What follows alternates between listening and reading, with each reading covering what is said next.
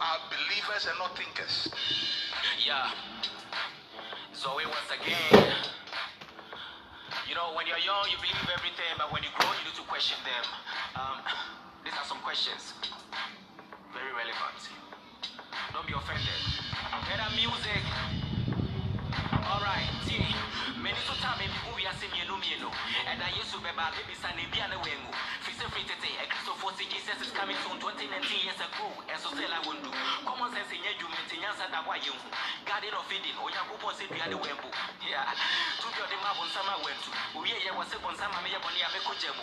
When you blasphemy, but I'm going to say it makes sense. On an about me, or my margin for self defense. When I hope on some many by a bonnia, I don't know who could inferior to avoid more offense. But when we some look before then, we'll be not this room went a minute. I just so I yet could be the enemy. Samoka Sabon Samoa is Sunday so funny. Christonia, we need when you have some money. Buy you to making more money. So shut up. Use the common sense. Daily bread. Church. Cash.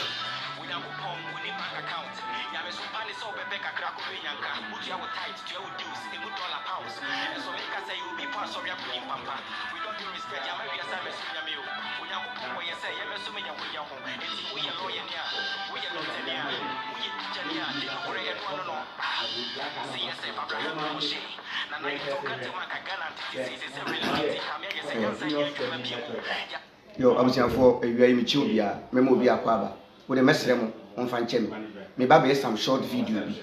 Na me church will be especially common sense abusia phone na me chiamo from day one that be asema here can say mona maboaye mona masusu ya sene mona mapia na ya babe dum pempensui te ye bibi na se mon kan ho intimi ayi te mesre embre mu em say me boss e di video bi abeto hwe sometimes the video bi am ya me alert no o ti da me kan YouTube o di video bi abeto audio sorry o di audio bi abeto audio no de beto ho no em say we kan ho a aye 3 audio voice audio aye baako 3 me srew me pa ocho ye din na tie dia me ba be kan me srew a wada wo ma na me pese me kasa kire common sense family for some message we directed to common sense family for na me pese me no me den edin komo enumbre nti mesrem wo ba so a nya abotre na tie wo be share na wa share wo nhye so a wo betimi aye den ati but if you are betimi ko subscribe to CSF TV no na wa hwe other video hwe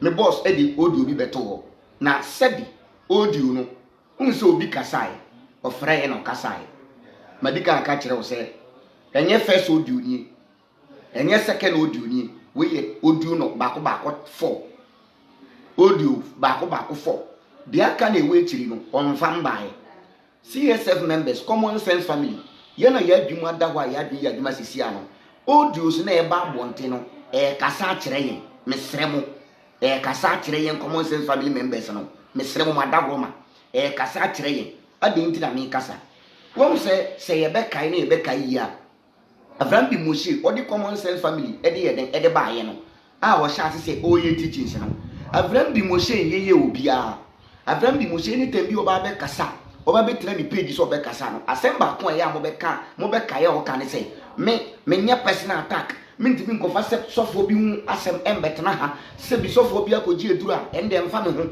sofo ne yere akokontokwa ende enyama asem ye be ka ya da bi oye den oka nti so kasampo na edu personal attack kura o say we you go asinchen na wa deal with the message na wa eden wato me ba to wutie nti entimi mba se obi be gina baabi na wa ka kira Abraham bi Moshe se bia Abraham bi Moshe de personal ye fa ne sen ne personal asem personal issue e de abetena Facebook a wo ye den all kan ho asem but hwade bi a Christopher ye won say a Christopher no ba so a o make some claims enye point o make some claims ye wo point na ye wo claims senka de o mo kan ye no kora e na be friend say o mo make point o mo make claims claim number 1 won say o mo di kan ba ye no claims o mo ye ne say e na Abraham bi Moshe o kasa tiam penifo sabi o man ya yetimi mpenifo wo man mpenifo nim mpenifo wo me pato mpenifo ye de etim mpenifo wo man ni mu pa na de Abraham bi Moshe ni common sense family ye no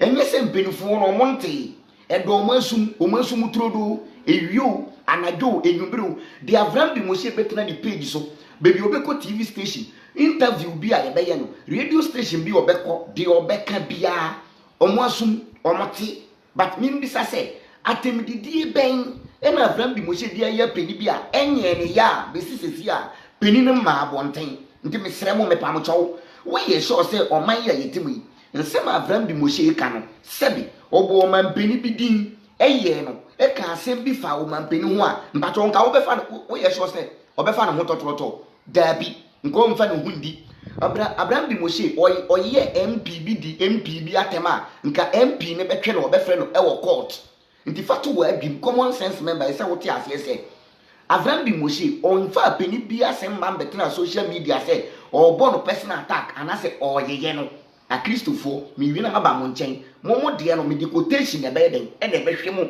enwumbre wi munye din na muntie die ba no hwe e na claim number 2 omu wie ye no e na mo se e na Avram bi Moshe oye scam Avram bi Moshe oye kromfo me pa cho Ghana mbra obi ye kromfo a e de na enye no according to the law of Ghana so obi ye kromfo a ye ne den se wo se nipa ne ye kromfo a a police station wo ho kona ko report nipa ne se nipa na wiya bi bibi wafa me bayire wabɛche ma akoko wafa ma aponche we wia me dan we wia me sika na fa evidence any will proof any will fact bra na police fo ni nechi na omo nkoche no na ye ntwa na ye mfa to social media any TV station na obi anwu se Avram bi Moshe aye den we wia akoko ana we wia wa aponche na wo bayire ana se bi wagi bi afiri wunsamu a se bi empraduasa wonyi ntum ma me nka se bi nkire Nigeria man bi ena buroni bi ye den esui no ode no court buroni free England ena oye den oba Nigeria na buroni no ne kasa tenten ne say Nigeria man na ye no 419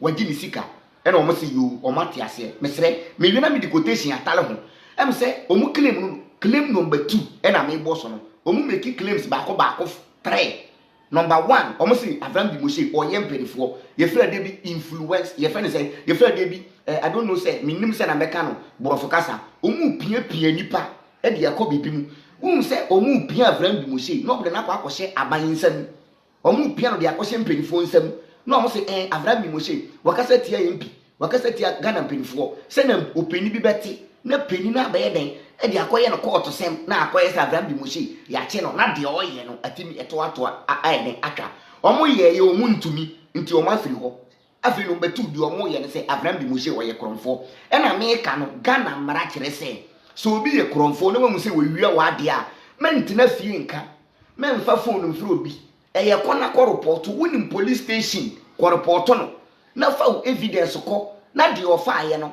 ye den fama na ye mbe ye den ye mbe chi no me pa to tie di America Nigeria man no nti buroni ne ba ye no e na buroni ne di Nigeria man no court adenti o si buroni Nigeria man ne wia no why den sabi o se why scam why na sakawa e ba na sen mami no nkire mu a mami ne se onu wo ne buru kire o England e na Nigeria man no aka kire ne se o wa asase wo Nigeria enu nti o ma ne sika na on fa sika ne nye den enye business e wo Nigeria ho na business no e ho mfa so be ba so agi so mo nya 3 years 4 years e na oba ne ga sika ne mu ma na me pa to ti o e na oba ne ga sika ne mu ma no e na Nigeria man ni gi sika no ena ode ye den de oyeden de ope am say endu 3 years no ena oba no baaye say boy na yeden ewia no ena Nigeria man ka che so won bi so oba no say o gi sika na free ni nsam no oba no te ase ana wante ase na opa no chow osre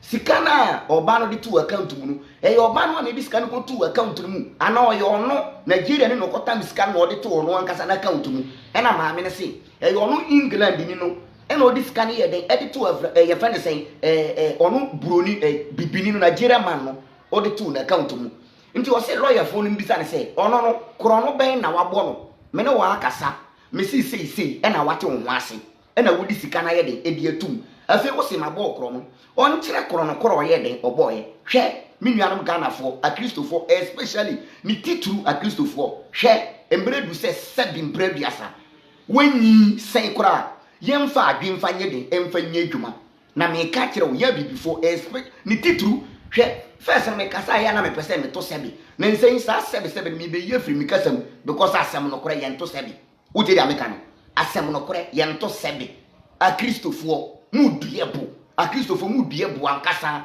na wonim de aye betimi aye na Christo sum begu bia ya beye den ya beye na Christo sum begu a enye sesi a ahya ase eye nkakra mo pacho mu ntie de ba point number 3 eno no me de mo be ko Bible mu de to so number 3 na a Christopher asofo hwe me ka kire wo say da bia I will repeat my way say Christianity a Christopher Christians you don't know your Bible, you don't read your Bible book nu da mu keke ena se bi mu di asofo anu mu ase machi keke book nu da mu dan nti claim number 1 om se Abraham bi Moshe oye mpedifo ena wakasa tie so mu ena wayi asimasi ena waye sei obi antimi nya hwe di otaso number 2 no om se oye scam wa scam obi ena ye friend say we wi obi Abraham bi Moshe onwi obi ana onwi obi anso me ba to tie mi ye onwi obi ana onwi obi anso hwe enkrofo mienu bi nenam om ye ntafo ena nkrofo no om adi nsin they swear they swear say yen kontokwada yen kontokwada me be kire wade bi story bi am papa ka kire mi na sa story no Abraham bi Moshe kan ho asem ye fe no divide and conquer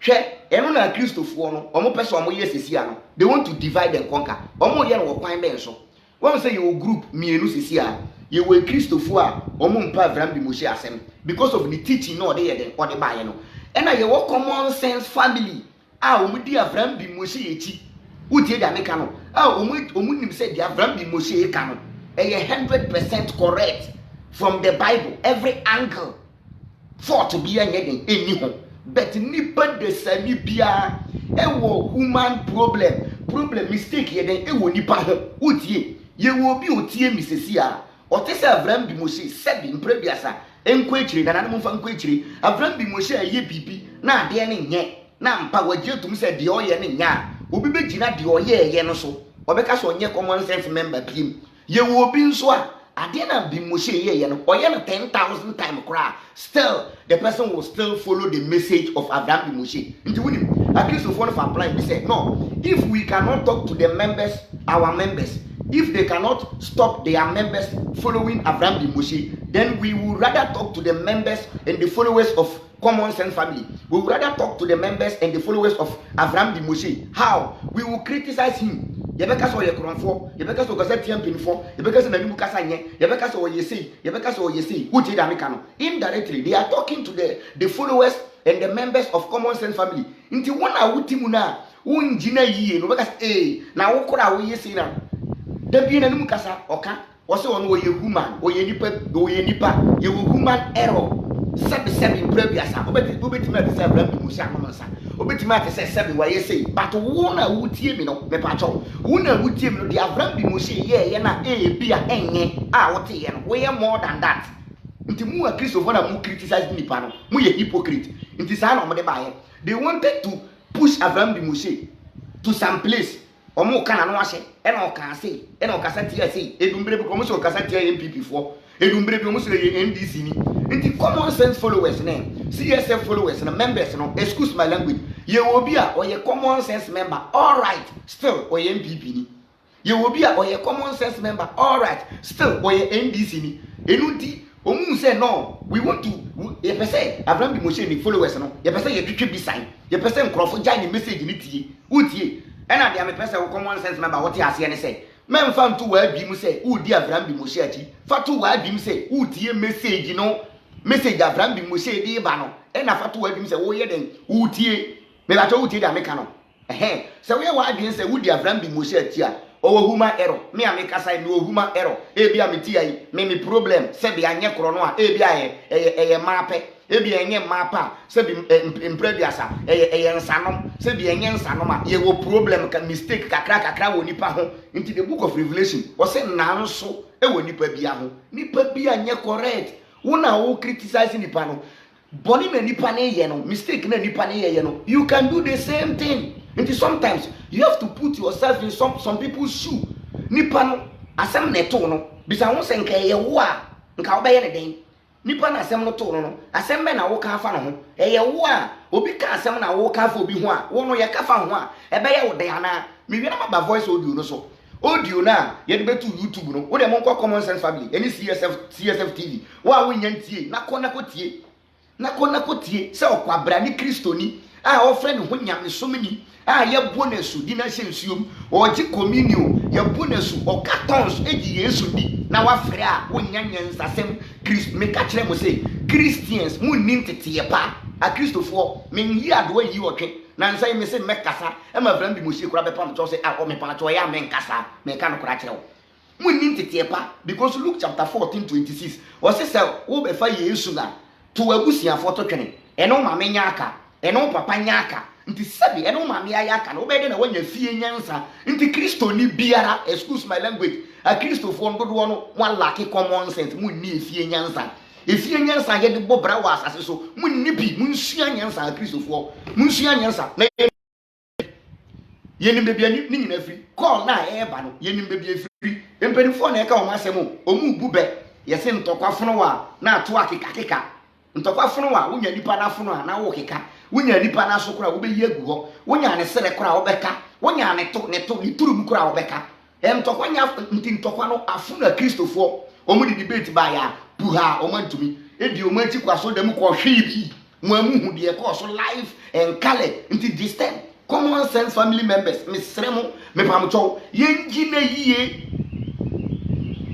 yie ankasa wo a wo se wo ye kristoni wo di nhudi wo nyame bia modi nechi mo ko ama mo nyame no enye fa phone na fra Abraham bi Moshe na ye no da bi eye frɛ Abraham bi Moshe misre wo na wo se Jesus free Yakobon wo na wo se Old Testament na nye no we de ye sre wa ye pe debate hia ye wa ha ye be den topic na ye de ato na ye bie mu enye ntokwa enye bufuo enye temididie eye book na wo beto we ye tro book de to ho na wo besua ye nkwase ade na ye te o mani mu na ye den ye me wera ma ba quotation so me nya ba quotation so me tirem asama ba quotation so enti a Kristofo plan nie o mo say no akwa no bebie wadunu he's unstoppable ye ntimi stop no adenti sisi abuchirefo na gini ne nkyerɛkyerɛ na tum because sabi mpenifo say travel and see omo na omo te Ghana na omo atu kwa free Ghana Accra omo atu kwa free oman yi mu akwa ebuchire no omo mu say dia Abraham bi Moshe ka no eye no kore obi te Ghana ha de ne ho dia ma Kristo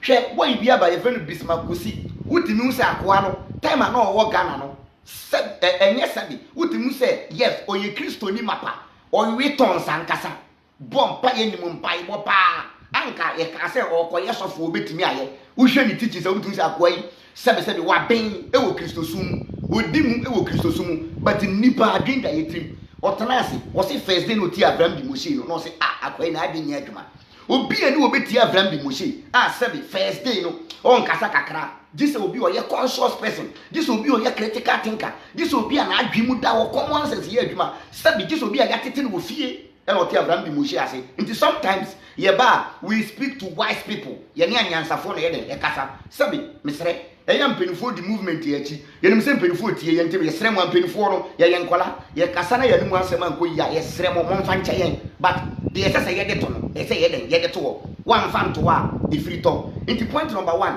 omu pushi Abraham bi Moshe na wakoto abanya manim wa ye MPP wakasa tie NDC wakasa tie mampeni ena o se mampeni aye sei ena NDC aye sei MPP ni bianso unity obi anso ntimi unity because yen kasa nti obi a ye po ban ni yi Abraham bi Moshe ni kasam o se senne MPP ba na o man ni be yi a ye beto aba ma MPP e de na ehwe o man ni be ko yi NDC ba na o man ni be ko yi a ye beto ama NDC e de na epe o man ni be ko yi se bonsam mpo na e ba ye president of Ghana na president of Ghana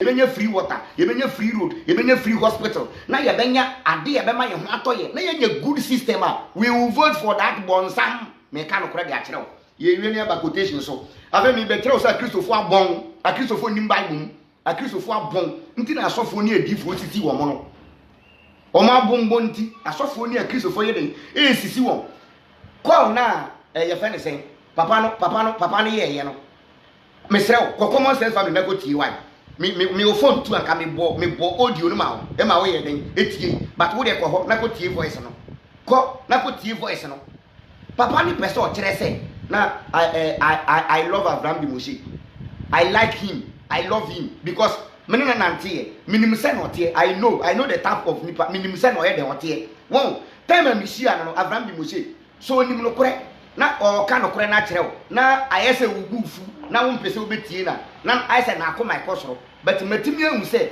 within some short time 6 months to 1 year no saa de no wa cancel kora nti wo ba nti adwuma na oyɛ no Abraham bi Moshe o upgrade onyini wa adwuma num osua nyansa wom no me ne asimasi kai kasae na me wo point na me wo no nka me to me boa nka me wini no me to me boa nka me ne to ha nti me bufu ye nti na ma nti next time me hia kwa me a ma me nya botre na Abraham bi Moshe dia bedu sesia no eno no dia bedu sesia no wuti da me ka no nti me waso na tie yie obi ntan obi eno obi nnim obi fie obi ntan obi o mani ni yie diem ne ye den ye pe o man no se no man no ho o man no ye ho beto ye na ye pe wuti da me ka no afa ye nwie ne nko Bible wo ye Kristoni a afa bi waso na braha Kristoni a wutie mi braha ye debate ye wie debate no mo amotie de e ko so ye so bia ye mama sutre ye bo na matie de e ko so bia na aka na de abeto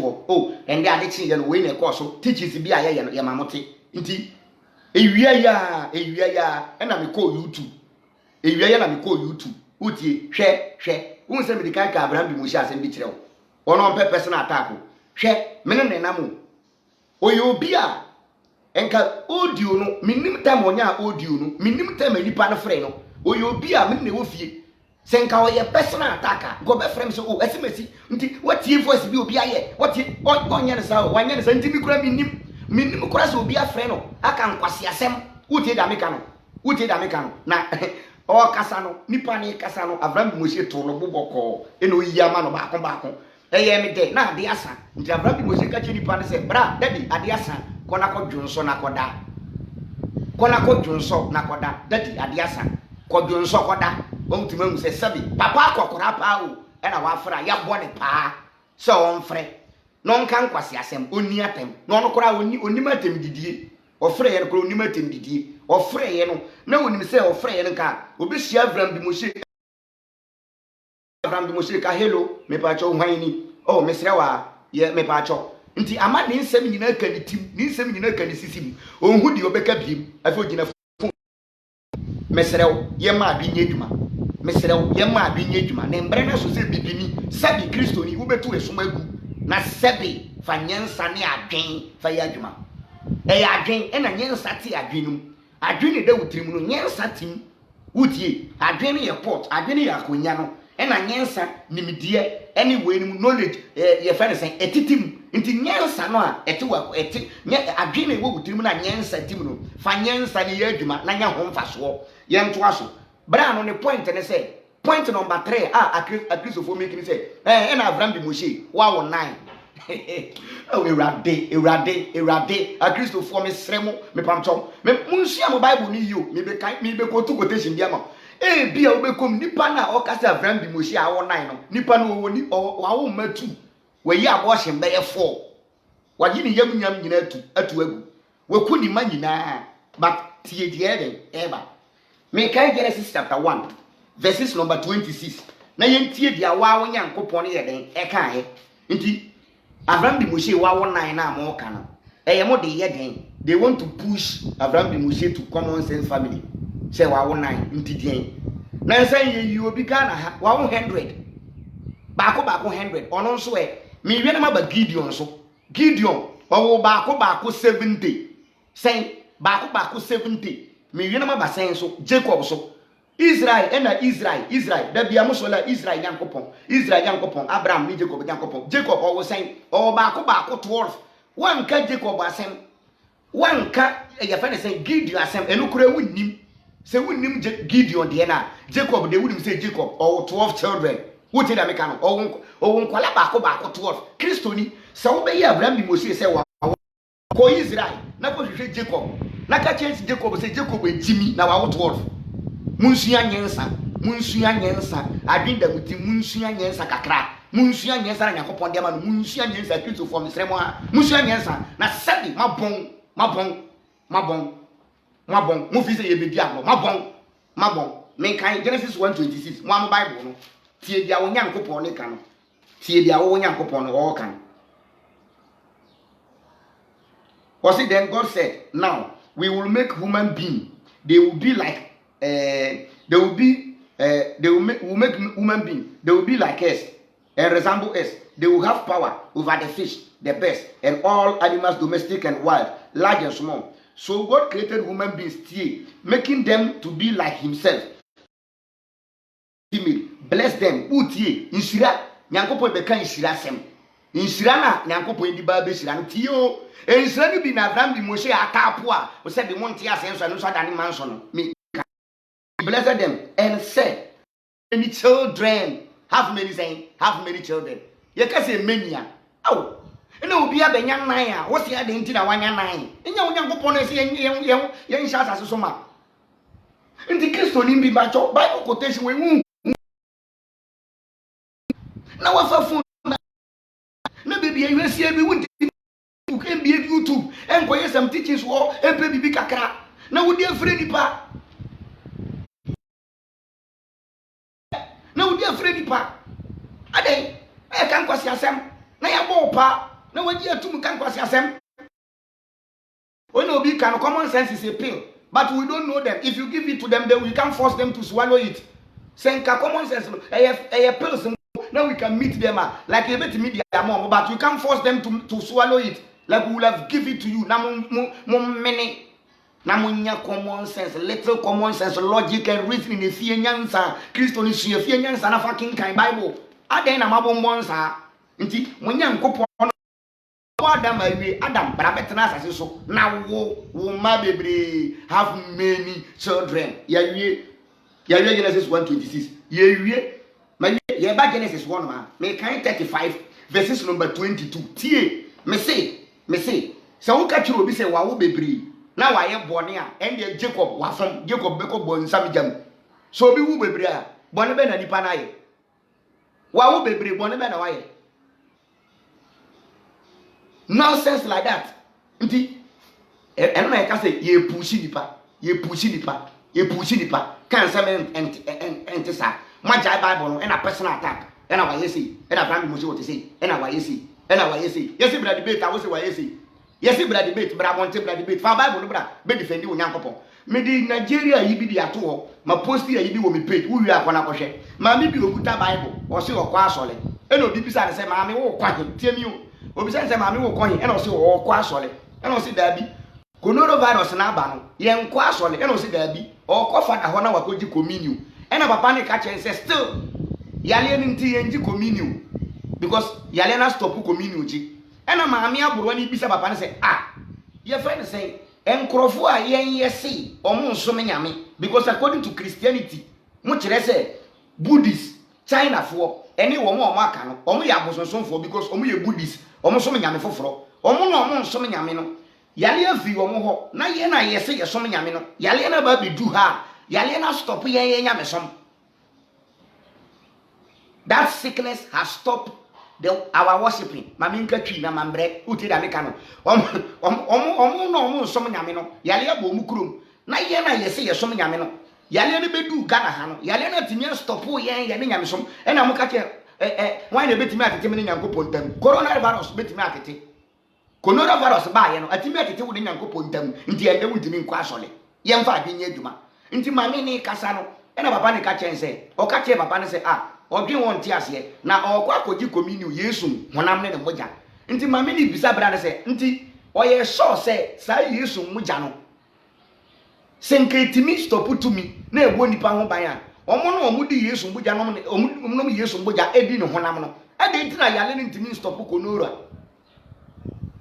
ade nti na ntimi stop na o ye very sure se ade ne ebe ye wayo Nigeria nika say wayo a what you say nti o person kire o say Christianity is wayo mami nika sem o say pope adwane akote kana fo adwane akote asoli pedifo adwane akote Pentecost fo adwane akote tiribentu afo madwane faith fo madwane gidie kokofo adwane yale apa na matoto nsolim na wo ye kan wo ka kire me say wo mampeni ne say ye ntu nsolim nti na wato nsolim nti that means sebi wo mampeni gina ha na mo nyankopon no kasa bibi na ehwe so e wo mampeni na ehwe mo so me kan Genesis chapter 35 no me go to Jacob na Jacob wo ye ko sua o Bible ni yi Kristo ni sua o Bible Kristo ni ye sua o Bible bi o Bible na kenkan na ja Abraham bi mo she life man na hwe ye wade bi a wo ye a obi fa ho ye wade bi a wo ye a obi mfa ho de amo ye no ye mfa ho ye fra de bi wo twere nto ho wakofa de na wo twere nto ho de amo ye no enkayen. The calling, the audio, the videos that you are doing can never stop Abraham Moshe and Common Sense family. It can never put we on stop. No, we can't pause. Afekura na yenya vim. Until the more you call, who say, "Mo call na mo yen kwa na manya lesson ya. Mabe gina ma bet na me keka bi akere mo. Me bie no ma akere mo no. Munsua nyansa. Papa peni sua nyansa. Papa no frɛ ya mo nhye video no nya bi. Onsua nyansa. Na sebe wani on sua nyansa no mfa hwɛ ne ma wo fie nyansa be no besua on to Bible no simple and short ye kan Genesis chapter 35 me kan verse 22 ye kwa akɔhwɛ wasi verse 22 me kan wasi while Jacob was living in that land Reuben had sexual intercourse with Bilhah, one of his father's concubines. Jacob heard about it and was furious. Jacob had 12 sons. Jacob has sons. Jacob was saying, Bako 12. Nti 9, 10, 11, 12. Nti aka 4. Aka Abraham di Moshe 4. Abraham di Moshe. Mesrewa, me pacho. Aka 4. Baby awo bi atie mi. Aka 4. Me say aka sen. Aka 4. Faka ho. Nenson. Wuni mafutuo bi tu. So bi bebre. Na wo ye bone. Na wanye papa na wuni mafutuo bi tu a momfre Jacob na mon kan kene se monte ase se wa we den wa 12 ade ntino mama ye di book abegimi yen sa mo hon frama na ebo no eye mo hon frama na ebo mo hon frama na ebo no Jacob has 12 sons bako 12 me kan o se Jacob has 12 sons. The son of Leah were Reuben or Wale 4. Jacob kura Wale 4. Or Wale 4 and all 12. And then I have I didn't collection of manti, tight and manti. Ya too much on them. Kunuro virus I do have a piece of white money.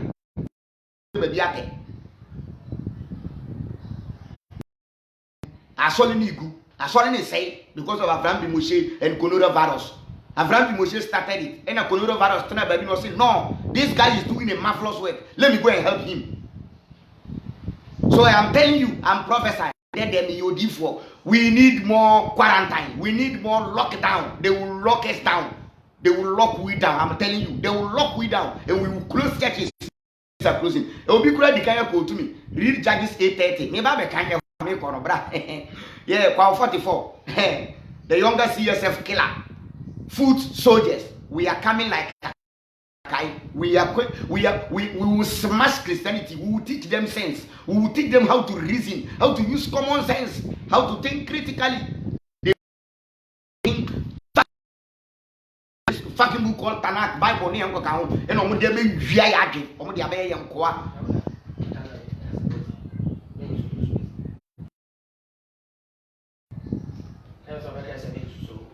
What you say? Where they sorry? I'm say boss abet, obe boss abet, but tell me what. Martin. Boss say mami you be a mesremo, mon fan chebe why? Mesremo. Wow. Nti Jacob wo baako 12. Nti wo wa futu obi a fa koma Jacob. Wo te da meka no. Afa ye call your last quotation na ye mbo no tofa. Thanks to Abraham di Moshe. Meda na say. Judges chapter 8 verse 5. Yes, Remo, obi ntan obia ba eto da bia aya yi kakra nti obi ntan obia book no na yese mo ncheke book no na yese mo nya dem mo ncheke book no mo nsua mo study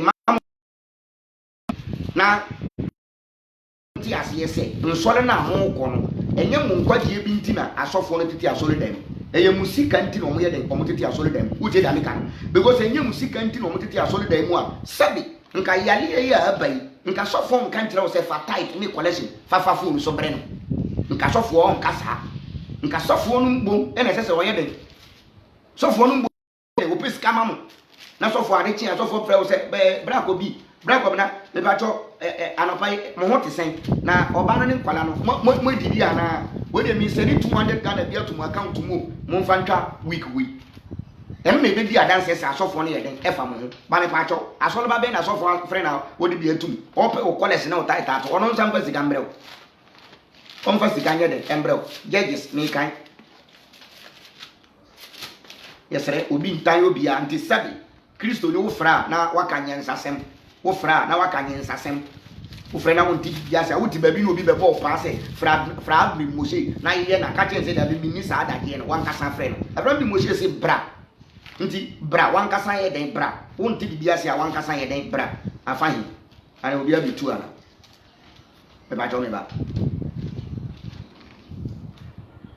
8 verse 30 me kind of tea obi wo 70 obi atana asase wo so wo 70 eno de migitum because Ghana ha mahu obi a wa 100 wa 100 minimum obi a wa ba ko 100 nti eno de mentimi nka se ye ntro mentimi nka se ye ntro buku nu nyensa sem bu ba bi ena nkwasa sem na edoso 8 verse 30 ma men kind de na tea me bra na wo se Abraham de ma awo 9 no tea we wi akwala ko pe Gideon na de na tunfo eno ni 29 Mami Shasi 29. Also, Gideon went back to his own home and lived there.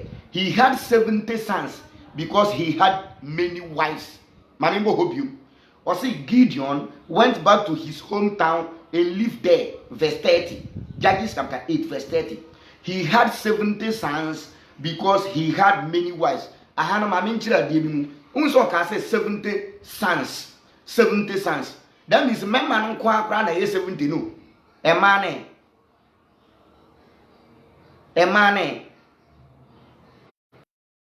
say don't mean can't say Jacob or memman by all Miss Maka home, but you have found money dear day ambum. In Tibetima by say 70 plus. Who did I make 70 plus, but memman kwana ye bo mudi. OBC, we people say Jacob never existed and we are quoting Jacob for you. You have the belief. You believe this book. If I come out without this book, you won't even listen to what I'm saying. So I am quoting this book for you. It is your own belief. I disprove you with your own book. I disprove you. Mikinawa faith. So uji so na me disprove you. To me, no, there is no any Jacob somewhere. But to you, no, there is Jacob. Wow, 12. Until uji this is Jacob. Wow, 12. Ne nyamia sema. Obi wonaya. It's not a news. Are you getting me? Are you getting me? So Christians, I beg you.